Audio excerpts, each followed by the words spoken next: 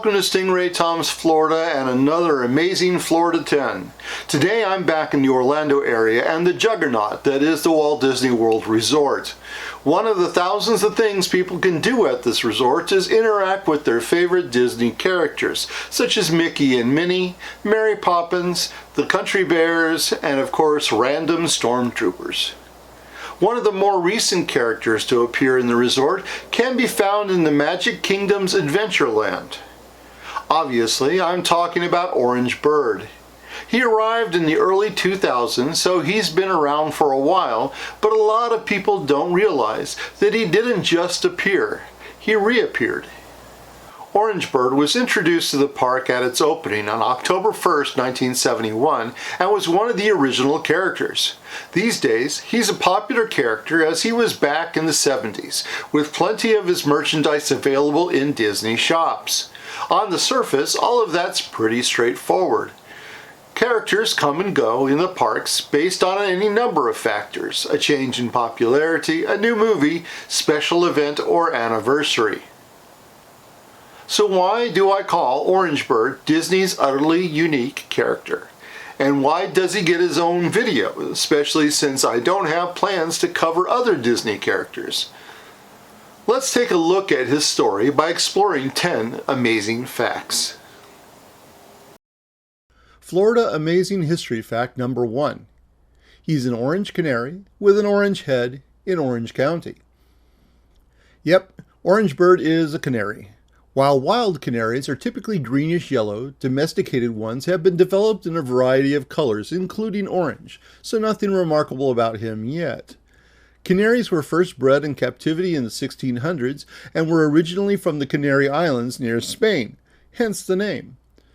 That's different from turkeys. They're from North America and were domesticated in Mexico some 2,000 years ago.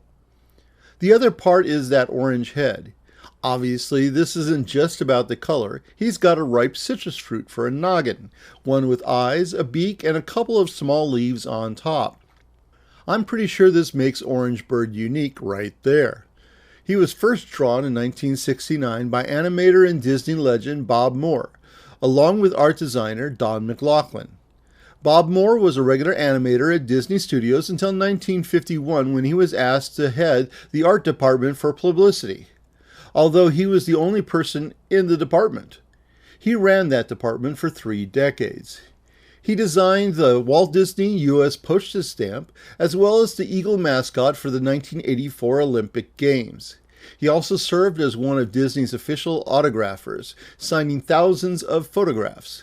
So, if you have a Disney signature, you might actually have a Moore. Don McLaughlin is known to have come up with the preliminary designs that inspired Moore's final design of Orange Bird, so we can think of them both as Orange Bird's two dads. Florida Amazing History Fact number 2. He doesn't sing or speak. There are other Disney characters that don't speak. Often animals that are part of a human story are treated like real animals. Cats meow, dogs bark, etc. Dumbo is the only title movie character that doesn't actually speak, though he's hardly mute.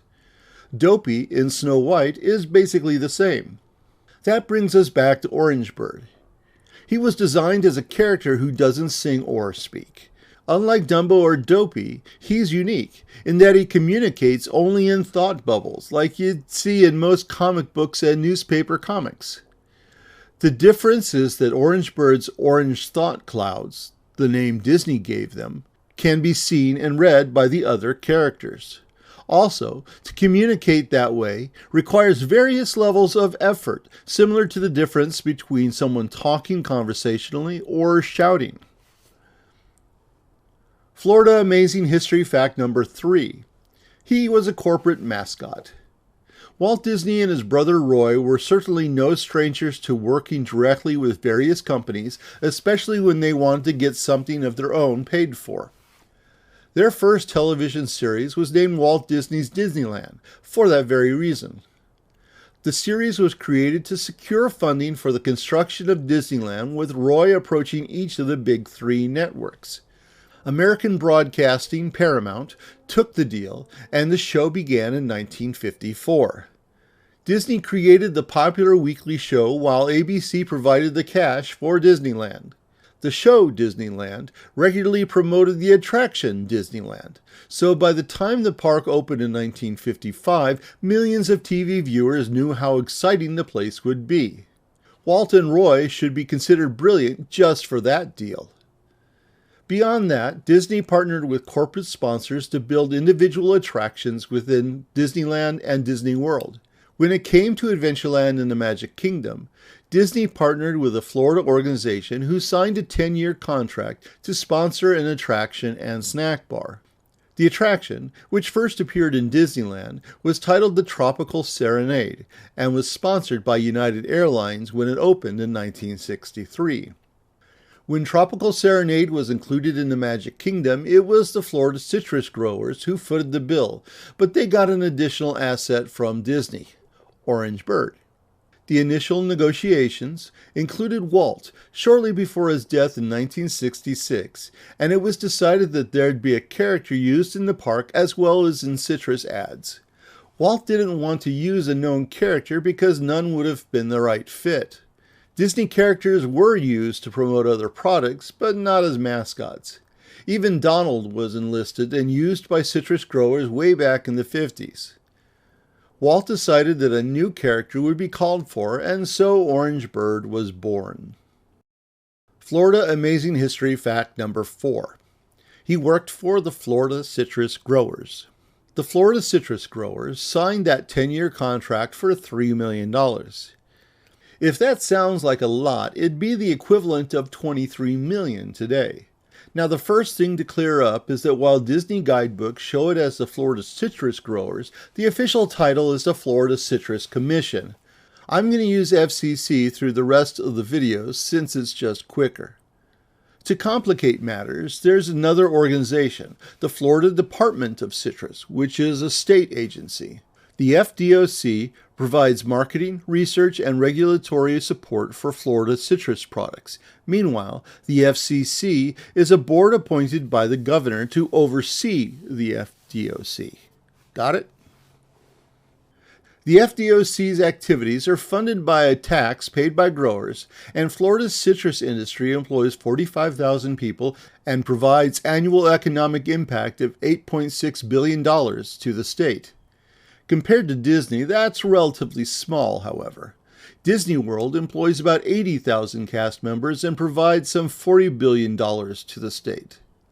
This is a collection of magazine print ads that were produced by the FCC, starting in World War II and just after, when only canned juice was available.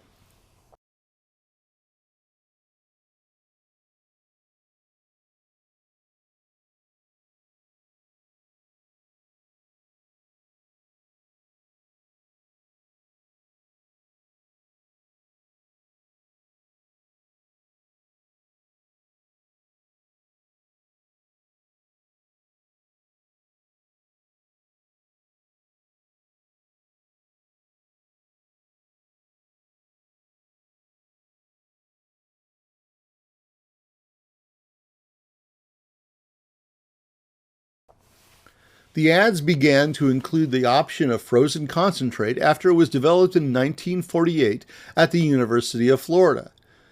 Orange juice concentrate is a commodity, and futures contracts have been traded on the New York futures market since 1966. By the way, you might have seen orange futures being traded without realizing it. Remember the movie Trading Places? In the climactic scene on the trading floor, they ended up cornering the market on orange juice. Orange Bird appeared in a number of TV commercials along with Anita Bryant, the FCC spokesperson. Time to get up, kids. You too, Orange Birds. My twins love 100% orange juice from Florida any time of day. It comes many ways and many brands. So wholesome. Mothers can serve all they want for just pennies a glass. A day without orange juice is like a day without sunshine. Orange juice, serve it generously from the Florida sunshine tree. Hey, come back, little Orange Bird. I want to introduce you. This is my little friend, Orange Bird. He's not a talking bird. He's a thinking bird. He thinks orange. What? You're so smart, little friend. Natural orange juice is rich in vitamin C. That's so important to good nutrition. So drink pure orange juice from Florida. Visit Orange Bird and the Florida Sunshine Tree at Walt Disney World. And remember, breakfast without orange juice is like a day without sunshine. In the 1970s, he made personal appearances around Florida. In fact, his first public appearance was prior to the Magic Kingdom's opening day. He showed up in Lakeland at the FCC's offices in March 1971. And another, by the way. What's the difference between from concentrate orange juice and not from concentrate? Well, it's pretty simple. The first has much of the water removed after being pasteurized.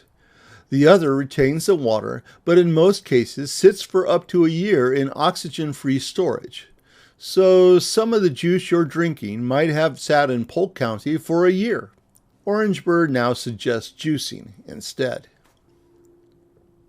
Florida Amazing History Fact number 5. He's the only Florida-oriented character. Disney's Anna and Elsa are from Arendelle, a land that some people think is real. Any number of other Disney characters represent real places. If you go to Adventureland and stop in at the Tropical Serenade, you'll meet 4 parrots who are the co-hosts of the show. Michael from Ireland, Pierre from France, Jose from Mexico, and Fritz from Germany. Since I've mentioned Donald Duck, let me introduce his co-stars in the 1944 movie The Three Caballeros.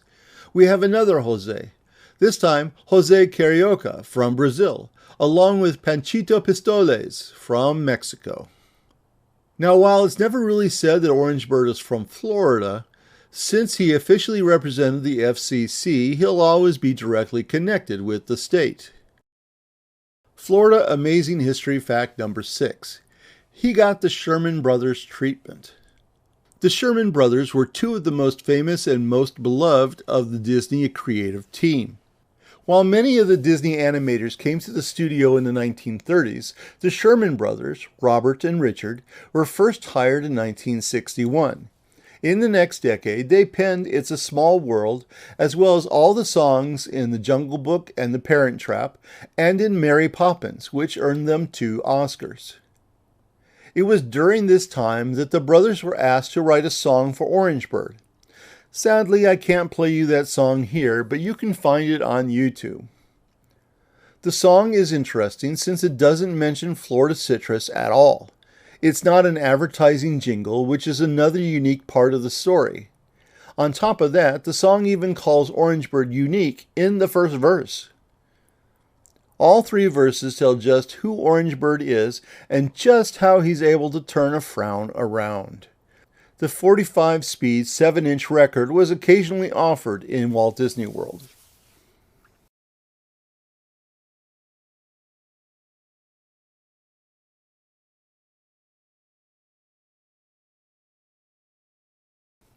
Florida Amazing History Fact number 7. He survived the Anita boycott. I'm not going to spend too much time on this, something you'd understand if you were around in the 70s. Anita Bryant was a minor celebrity in the 60s. She was a singer who had 3 top 20 songs in 1960 and 61. For much of the rest of the decade, she toured with Bob Hope on USO tours. In 1969, she became the spokesperson for the FCC. You've already seen the TV commercials and magazine ads. She was also part of the Orange Bird recordings I just talked about. Everything was going along fine for the FCC, Disney, Orange Bird, and Bryant until 1977, when Bryant got involved in politics and began pushing for governmental controls over the LGBTQ community. There are other YouTube videos on this subject, so I don't need to go into it here, but because of her actions, a popular boycott began against Florida orange juice due to her being the spokesperson. The boycott got a lot of press since it happened around the time that the LGBTQ community was becoming politically organized, so there was quite a struggle between them and Bryant's supporters, most of which were in the conservative Christian community. The protests continued, and Bryant was often ridiculed. For example, she was often the butt of Johnny Carson's monologues on The Tonight Show. It's unclear as to whether the boycott on orange juice significantly affected Florida citrus growers or not, and there's no evidence that the Florida Citrus Commission supported Bryant's position. Indeed, there's another ad they created that's fairly progressive. It acknowledges the pill, even though at the time birth control pills were still controversial. Disney had nothing to do with Bryant's actions either. Eventually, Bryant would be dropped as a spokesperson. She would see difficulties in her life, some of which were connected to this issue. The FCC continued to sponsor the Magic Kingdom attraction, and Orange Bird continued to make appearances in Adventureland. In the early 1980s, Disney added a second juice bar to the park, this time in Fantasyland. The FCC sponsored it as well. This 1983 guide map shows the location. The FCC had already signed a new contract after the first one, but the cost had increased. With the new juice bar, it was getting expensive, and the FCC was still dealing with the boycott. Their contract lasted until 1987, and when they were gone, so was Orange Bird. Florida Amazing History Fact number 8. He wasn't in the Tropical Serenade. Tropical Serenade, known today as the Enchanted Tiki Room, is the only Magic Kingdom attraction that was renamed without a major change. Yes, there was the under new management era, but it returned to its original form, albeit with a couple less songs. And Disney finally understood that few knew what the Tropical Serenade was, especially since the catchy song people sing as they leave says, "In the Tiki Tiki Tiki Tiki Tiki Room." But anyway, there's a couple hundred birds in that show, and Orange Bird isn't one of them. It kind of makes sense since he can't sing or talk, and that's the whole point of the show, but think about how Imagineers could have been tasked with making actual orange thought clouds. On the other hand, he was in the Sunshine Tree Terrace, sitting on an orange crate behind the juice bar, keeping an eye on all the stuff that's going on. Florida Amazing History Fact number 9. He walked around Adventureland. There were plenty of walk-around characters in Disney parks in the early days. They were always some of the most popular things to see in the parks, partly because people rarely knew which ones were coming out and where they were going to appear. These days, characters have meet and greet areas that control the crowds and provide safety for the character. But back in the 1970s and 80s, they could be surrounded by kids in a matter of moments. Happily back then, the crowds were more respectful than they seem to have come in later years. As I mentioned at the start, Orange Bird was in the Magic Kingdom, but you won't find him in Disney promotional info since he wasn't a Disney character. He hung out near the Sunshine Tree Terrace to pose for photos and to sign autographs. He might be the only walk-around character in Magic Kingdom history that wasn't directly connected with a Disney project. One other thing to note is that there were two versions of the Orange Bird in the park. The one on the left has a smooth head, possibly made out of plastic, while on the right is a head covered in fabric. Look at the feet.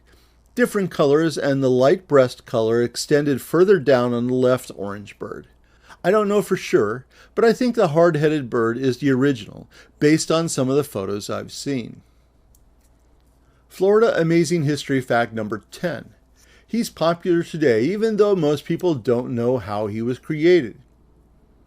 There's a saying among longtime Disney fans, something that's old will become new again, eventually.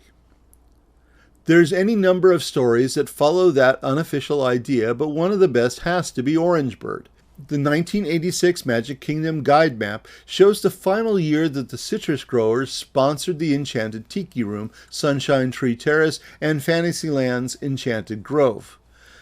The next year, the sponsor name is gone. That's also when Orange Bird left the building. Then, in 2004, 35 years after Orange Bird was born, he made a surprising return to a Disney park, though not one that you might expect. It would be in that year Orange Bird crossed the U.S. and the Pacific Ocean to land in Japan. He appeared at Tokyo Disneyland and was there for the 10th anniversary of a typically unique and odd Japanese holiday. Created by Japanese citrus growers in 1994, the idea was to get people to gift oranges to each other. Created by Japanese citrus growers in 1994, the idea was to get people to gift oranges to each other. Why that particular day, you ask? Well, the Japanese celebrate Valentine's Day on February 14th, pretty much the way Floridians celebrate it. Then, on March 14th, which is known as White Day, men are expected to give their partners gifts. And yes, April 14th eventually became Orange Day. Tokyo Disneyland joined the festivities and somebody somehow remembered Orange Bird. Of course, it didn't end there. The U.S. side of Disney took notice and did what it always does, developed merchandise. By 2012, Orange Bird was considered here to stay, and then something magical happened. That year, Sunshine Tree Terrace was due for a rehab, and now that the Orange Bird was back in the park, at least in the stores, the park designers remembered that Orange Bird's home was the terrace. Imagineer Jason Grant was able to find the original Orange Bird figure from storage. It was restored and returned to its original location behind the juice bar. Orange Bird was moved one more time, however. In 2015, Sunshine Tree Terrace and Aloha Isle Refreshment switched locations, as can be seen on these park maps. By the way, looking back to Japan in 2004, that was also the year that a Japanese TV drama premiered in April. Its name? Orange Days. And let's wrap up with a Florida Amazing History fact number 11. Should he become a sidekick? Interestingly, Orange Bird isn't the only character that Disney has developed for the FCC. In 2014, a new character was designed by the FCC along with Marvel Comics, which is owned by Disney. Marvel has also worked with other companies to make comics promoting brands like Lexus, Kiehl's, M&M's, and Northrop Grumman. Captain Citrus was designed to raise the awareness of the benefits of vitamin C. Marvel released 3 special editions of the comic Avengers Assemble. The comics show Captain Citrus joining up with the Avengers to battle some bad dudes, plus they detail his origin story. Average guy John Polk is an orange grower and gets his powers from some strange solar pods, which give him the ability to create energy shields and other weapons out of pure Florida sunlight. The comics were written by Ralph Macchio, art by Kev Sharp, and edited by Bill Roseman and Mark Basso. The comics also included eating guides and activity pages. An animated trailer for the initiative was also created with the character voiced by Christian Spinoza, who is also a citrus grower. You know, Marvel's Avengers, Iron Man, Thor, Black Widow, Captain America. But who is Captain Citrus? And how is he powered by the Amazing Five? Find out in the all-new Avengers Assemble digital comic at CaptainCitrus.com. Captain Citrus here. To protect the groves, I need to be on top of my game. That's why I drink 100% Florida orange juice, packed with the Amazing Five. Now y'all can see how my smart choice helps me make a difference every day. Now the question I have is, since Orange Bird is back, would it be possible for him to team up with Captain Citrus? He has a pretty cool superpower, as you can see. He was able to save this family from harm. Imagine how he could work with Captain Citrus and the other Avengers. I wonder if there's any possible Florida superheroes. Do you have any suggestions? Let me know in the comments. As of 2024, Orange Bird is back in the Sunshine Tree Terrace, and he's also in Trader Sam's Grog Grotto at the Polynesian Village Resort, as well as its sister bar in the Disneyland Hotel in Anaheim.